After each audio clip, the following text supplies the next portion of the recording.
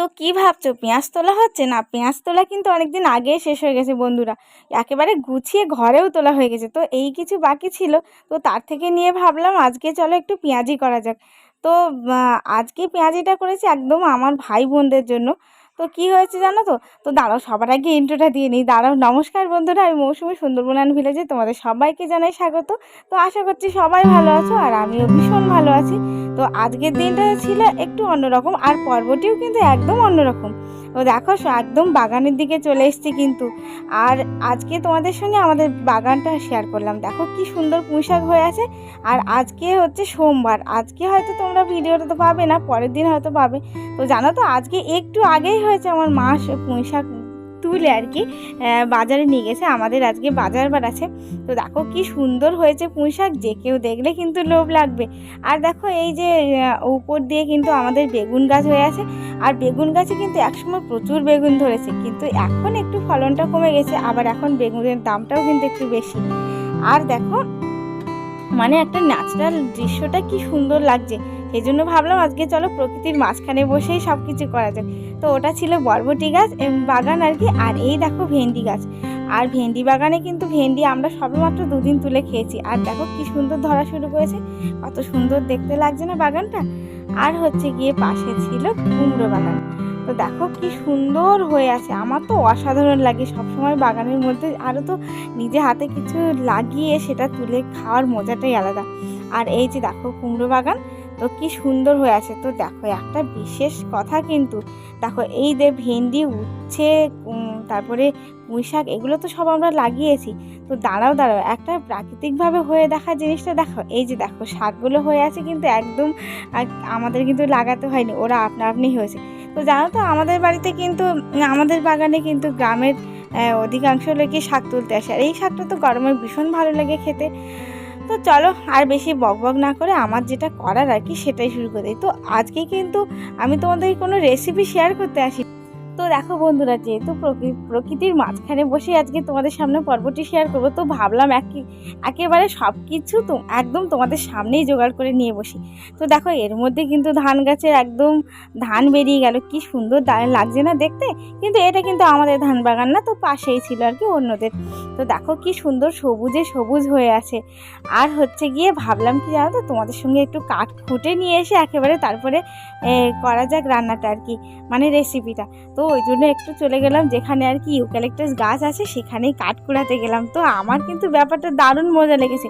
আর সব থেকে ভালো কথা কি জানো, আমার মেয়ে তো এখানে আমার সাথে হিংসা করছে যে আমি বেশি কাঠ খুঁটবো। তো ভাবলাম যে ওকে বললাম যে দেখ তুই কতটা কাঠ খুঁটতে পারিস দেখি আর কি। তো দেখো আমাদের কিন্তু বেশ কিছু কাঠ খোঁটাও হয়ে গেছে। আর পাশাপাশি দেখো ডাল গাছ আছে। এবার আমাদের কিন্তু ওই যে পাশে যে ডাল গাছ দেখতে পাচ্ছ, এটা কিন্তু আমাদের বাগান। এবার কিন্তু আমাদের ডাল গাছ ডাল পেকে গেছে। এটা কি ডাল বলো তো? মুগ ডাল কিন্তু। তো দেখো কথা বলতে বলতে একদম রেডি হয়ে গেল আমাদের কাঠ খোঁটাও। তো দেখো ভাই কিছু নিয়ে এসছে আর আমিও কিছু নিয়ে আসলাম। তো অ্যাকচুয়ালি ব্যাপারটা কী হয়েছে না, তো এমনিতে খুব গরম পড়ে গেছে। তো আমি না কালকে ইউটিউব দেখে মানে আর কি শুক্তো রেসিপি দেখছিলাম আর কি। তো তখনই আমার ভাই বোনরা বললো যে চলো একটুখানি পেঁয়াজি রেসিপি দেখা যাক। তো ভাবলাম যে পেঁয়াজি রেসিপি আবার কেউ দেখে নাকি।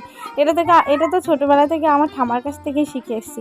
তো দেখো এইখানে আমার পুচকুকে নিয়ে একটা স্পেশাল কথা বলবো। দেখো তো খুব গরম পেয়ে গেছে। আর ও যে জামাটা পরেছিল ওটা কিন্তু আমার নিজে হাতে বানানো। তো যাই বলো না কেন, আমার কিন্তু ওই গুণটাই আছে, আমি কিন্তু বানাতে পারি। তো যাই হোক, এখানে হচ্ছে মাটি খুঁড়ে একটু উনুনটা করা হবে। আর যেটা বলছিলাম আর কি, তো ওরা বলছিল যে পেঁয়াজি রেসিপিটা দেখা যাক। তো ভাবলাম দেখ পেঁয়াজি রেসিপি কেউ দেখে নাকি, চল আমি আজকে একদিন তোদের বানিয়ে খাবো। তো সেইটা হচ্ছে আজকে সেই দিনটা। তো ভাবলাম আজকে মাঠের মাঝখানে বানানো যাক আর তোমাদের সাথে শেয়ার করা যাক পুরো ব্যাপারটা। তো সেটা কেমন হয়, ভালো না? আমার কিন্তু ভীষণ ভালো লেগেছে। আর ছোটো ছোটো ভাই বোনদের খাওয়াতে তো ভীষণ ভালো লাগবে। ও দেখো আমার কিন্তু পেঁয়াজ ছাড়ানো হয়ে গেছে, আর আমি সারাক্ষণ বক বক করছি। তো দেখো আমি একটু যারা আর কি রান্নার রেসিপি করে, তো সেই রকমভাবে করার চেষ্টা করছিলাম, কিন্তু যেহেতু আমি ওটা পারি না, তো যতটুকু হয়েছে ততটুকুই ভালো।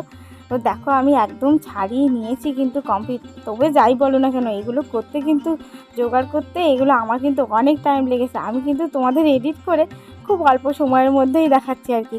তো পেঁয়াজগুলো সব কাটা হয়ে গেল। এবার হচ্ছে পেঁয়াজে, এই দেখো আমার মেয়ে আমাকে এসে আবার ডিস্টার্ব করছে, বলছে মা আমি পেঁয়াজি খাবো। আমি বললাম আর একটু দাঁড়াও, তাড়াতাড়ি করে নিই, তারপরে খাওয়া দাওয়া হবে। তো এবার লঙ্কাগুলো কেটে নিলাম ঝপঝপ।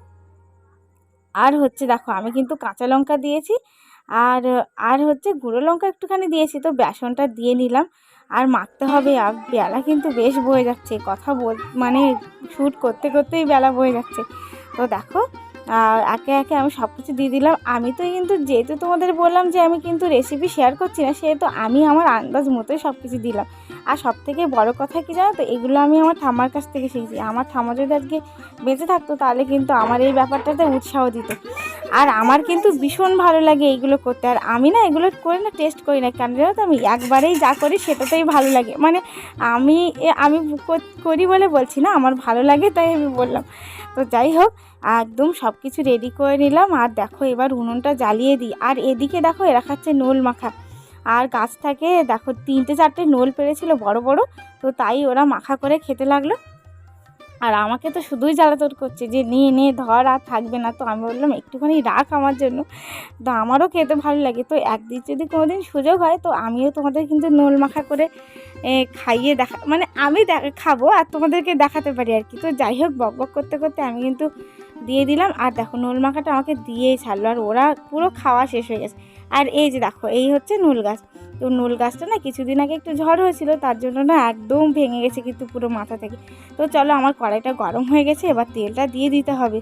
আর এত দেরি হয়ে যাচ্ছে কি বলবো, মা তো বাজারে গেছে, তো কাজ বাজ তো বাড়িতে বোন করে রেখেছে, আর আমাকে তো কিছু করতে হবে। তো তাই জন্য ভাবলাম যে আমি ভিডিও করতে করতে কোনো কথা বলবো না, পরে আমি ভয়েস বসিয়ে দেবো। সেই কারণেই কিন্তু এই ব্যাপারটা করলাম আর কি। তো দেখো একদম প্রকৃতির মাঝখানে বসে, এই যে দেখো আমার মেয়ের কিন্তু নোল মাখা খেয়ে হয়নি, ও বলছে আরও দাও আরও দাও। আর কিন্তু নিয়ে ও বারবারই চেয়ে যাচ্ছে। আর এদের কিন্তু মাখামাখি খাওয়াটা শেষ হচ্ছে না। একবার নোল মাখা খাওয়া হয়ে গেছে, তো এবার দেখো গন্ধরাজ লেবু নিয়ে এসছে মাখা করে খাবে বলে একের পর এক মাখা খেয়েই চলেছে। তো আমি কিন্তু এটা টেস্ট করে দেখিনি, আমার আবার এটা অতিরিক্ত টক লাগে। এক তো লেবু নিয়েছে, তার উপর আবার লেবুর পাতা দেবে গন্ধ হওয়ার জন্য। দেখো গন্ধরাজ লেবুর উপরে আবার পাতা দিয়ে গন্ধ করা যায়? তো দেখো ওদের কাণ্ড। তো এরপরে আমার তেলটাও গরম হয়ে গেল, আর আমি কিন্তু পেঁয়াজি একদম ছেড়ে দিচ্ছি আর গরম তেলের মধ্যে। আর হচ্ছে আমার জাস্ট এইটা এখন এখন দেখে আমার এত ভালো লাগছে, তখন আমি ভাবতেই পারিনি যে ক্যামেরায় পুরো প্রাকৃতিক দৃশ্যটা এত সুন্দরভাবে ফুটে উঠবে। আর দেখো উনুন তো খুব জোরেই জ্বলছিল, কিন্তু ভীষণ ভালো লাগে আমার কাঠের উনুনে কোনো কিছু করতে। আর দেখো কতটা কাঠ তুলেছি, আর এতটা হয়তো আমার থেকেও বেশিও থেকে যাবে। আর এদিকে এদের দেখো মাখা খেয়ে ঝাল লাগছে, টক লাগছে, মানে কি স্বাদ লাগছে ওরাই বুঝতে পারছে না, তবে বলছি তো ভালো লাগছে। কিন্তু আমি কিন্তু একদম টেস্ট করিনি, ওটা কিন্তু আমার একটুও ভালো লাগে না।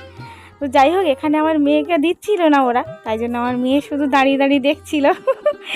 আর কি বলবো বন্ধুরা, এত গরম পড়েছে যে গরমের মধ্যেও এইটা আমি করলাম আর কি। প্রচণ্ড গরম। তো তোমরা ভাবছো কি গরমের মধ্যে আবার পেঁয়াজি খাচ্ছে?